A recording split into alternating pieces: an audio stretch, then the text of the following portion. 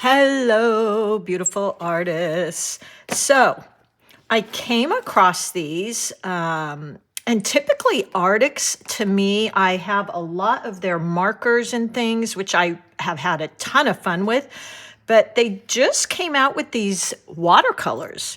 So to my knowledge, I don't believe they've actually made pan watercolors, but let's take a look at them. Number one, love the box. I know that doesn't mean anything as far as quality, but I'm an aesthetic person. I liked how small they were. I'm going to tell you something right up front, though. This is just kind of something for me, and it's 24 colors, by the way. I dumped the box. All the paints fell out. So it took me quite some time to match them to where they go. The little color sheet they give you in there wasn't of much help for me. It's a little bit hard to see the colors, but I did figure it out. So that was just kind of a really small thing. Doesn't have anything to do with the quality of the paints, but I thought I'd mention it. If you do get these, glue them down right on the back what the colors are, because it took me forever to match them and get them back in order. Just my thing. I love the size of the pans. I thought that was really nice. They're really generous, and they had a lot of great colors. So let's play with them. They were quite saturating, and I might just mention they had a number of, I think it was 10 out of 24 are single pigment. What single pigment means is, I'm going to spray these so we can get ready to use them, is they just have one pigment in them. So you know what you're getting, which is kind of nice. So 10 out of 24. This is a really reasonable set, and they're referring to them as professional because the light fastness is quite good in them. 3 and 4 are most of them. So that was kind of a good thing. Let me grab a little palette here to mix in 1 second. So single pigments are good because you know what you're getting. When you get into paints that have, 2, 3 pigments in them, sometimes when you mix those, they can get a little muddy. Let me grab a palette here to mix on.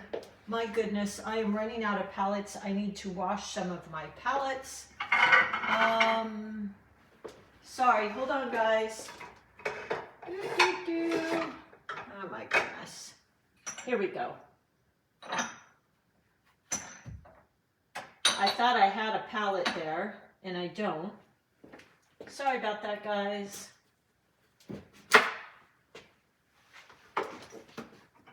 I'm coming. Okay, I'm going to use this. Gosh. I thought I had a palette here to use, so I'm going to use this dish. Let's rinse it off. I hate to get rid of some of those colors, and we'll just do some mixing on here. So like I was saying, you can check out if your pigments are single pigment or, they're made from a number of pigments, because that can make a difference. You can get a little bit of a muddy color. This is just an old vintage dish, by the way. I know some of you might ask. I got it at the thrift store. I thought it was really pretty. And I will mix my colors on here, so we'll just use this. And just in case any of you ask, has something on there made in France. That's kind of cool, right? Okay. Anyways, I digress. So I did swatch these out, by the way. So here's some of my swatching. I typically will do, the main color, and then I kind of pull it out. Let me grab something real quick.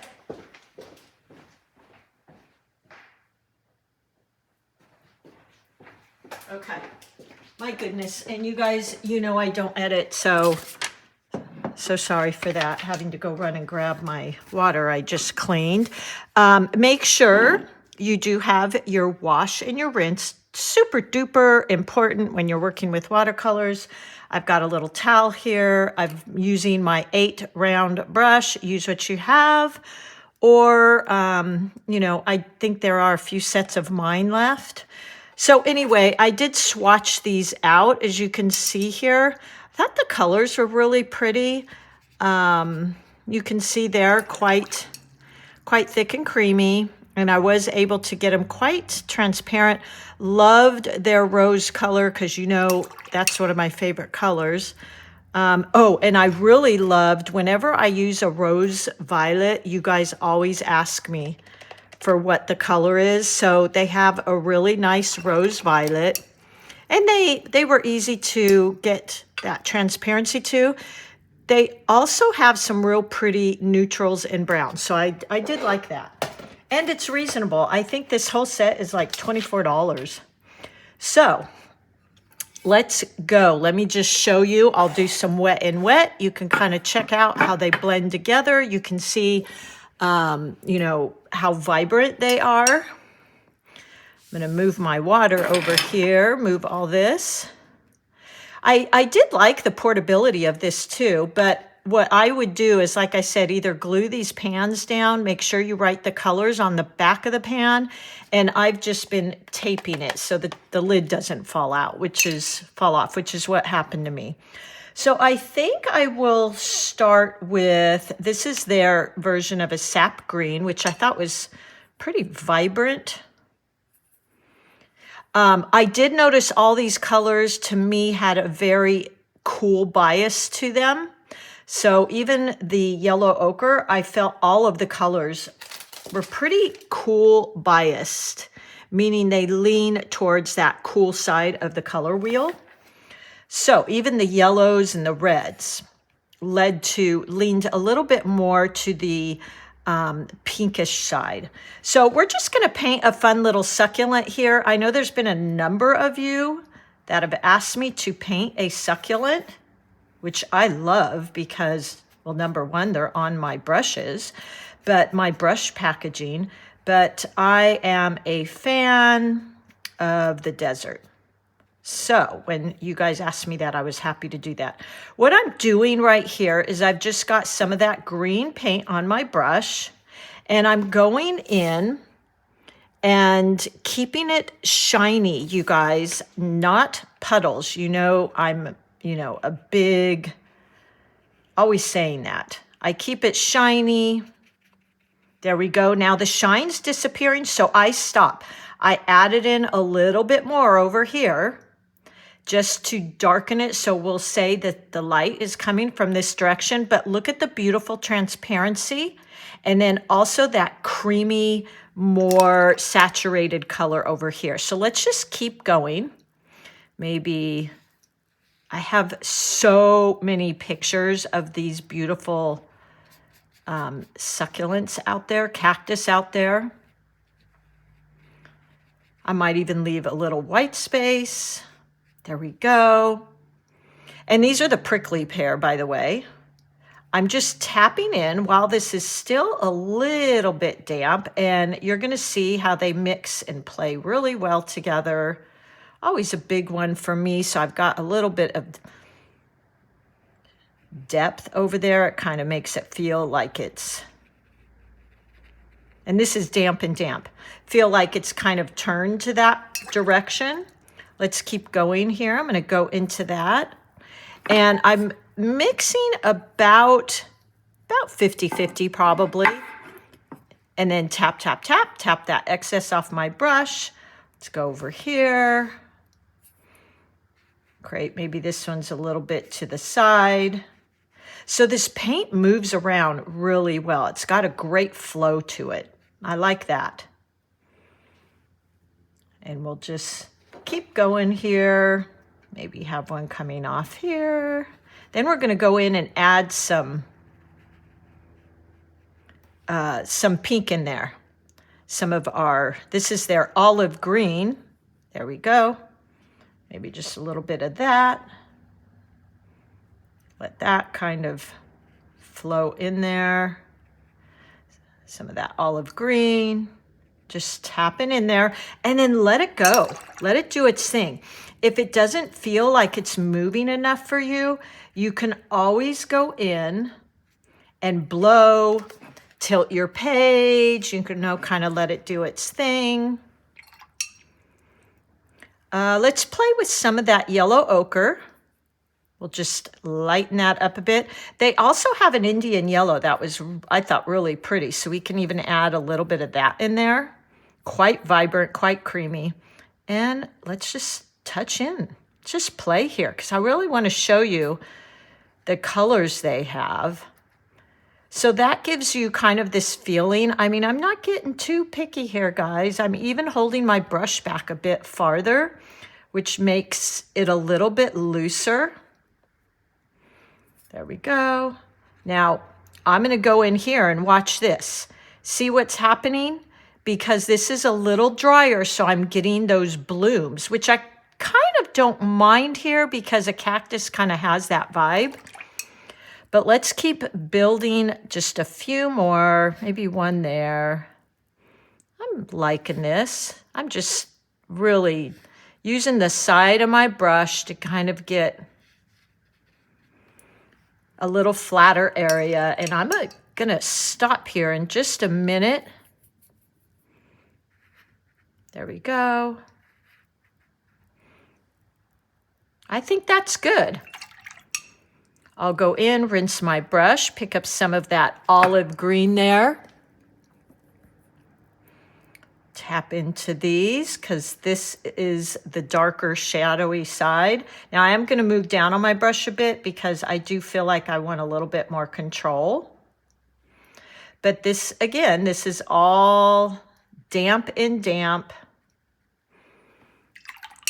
Just like that. Maybe some of that yellow ochre, Indian yellow. We could have even added some blue in here. That would be pretty.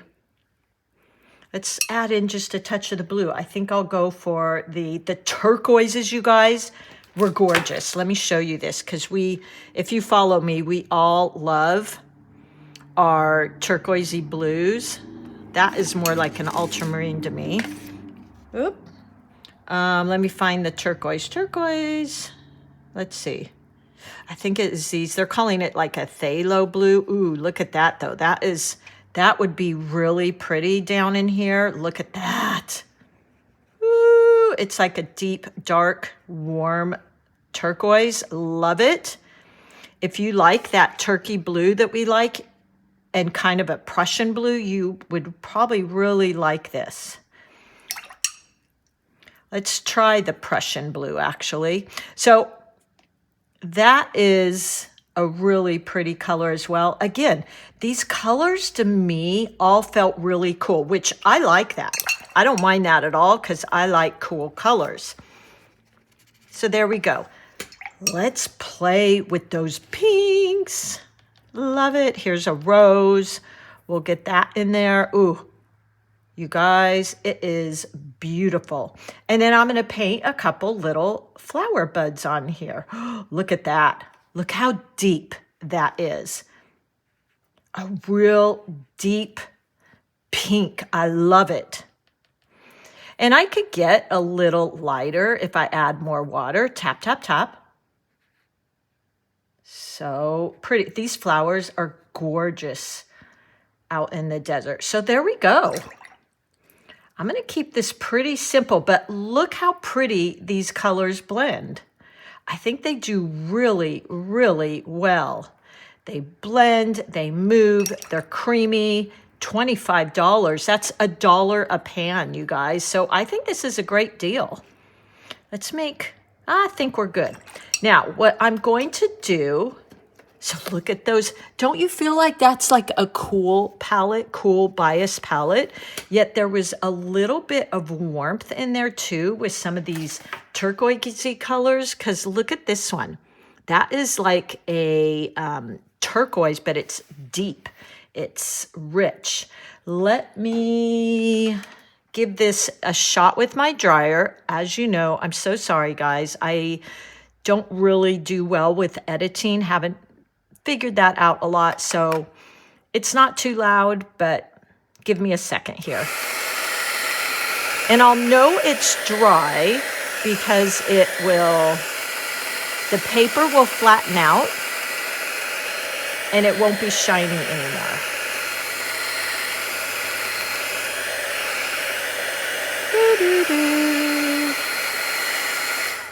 Oop.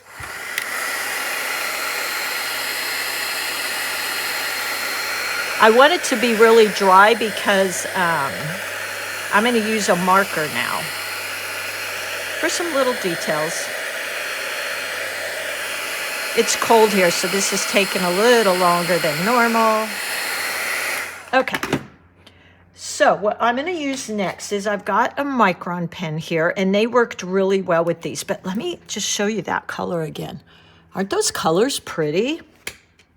Definitely, to me, a cool palette. So I've got this acrylic paint marker. This one's Ohuhu. I use that one a lot because it seems to show up a lot. And I'm going to go right over these. Look at the blendability here. The blendability, the just softness, but yet look at over here, that rich, deep color. So pretty impressed with these, actually, you guys. I'm glad I played with them a little bit more because when I first got them, I thought, wonder how they're going to do with these. So here's my white Ohuhu marker. And I'm going to do both pen and I'm going to do this white. Just for these little pricklies you see coming out.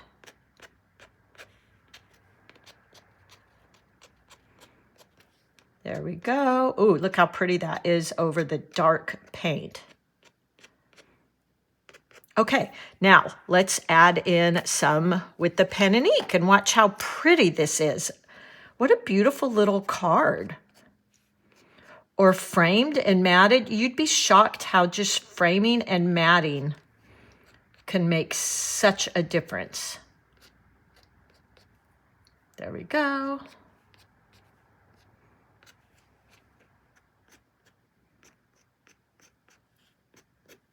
Almost done. I really was just using black and white markers to kind of show you the difference. But you know what? I kind of like both because the white almost looks like they're in the sun. So look how cute that is. Loved the color, Arrtx. I think this is a good little product if you want to get a little set for kind of playing with. Although they do say they're professional colors, so I think that's pretty great.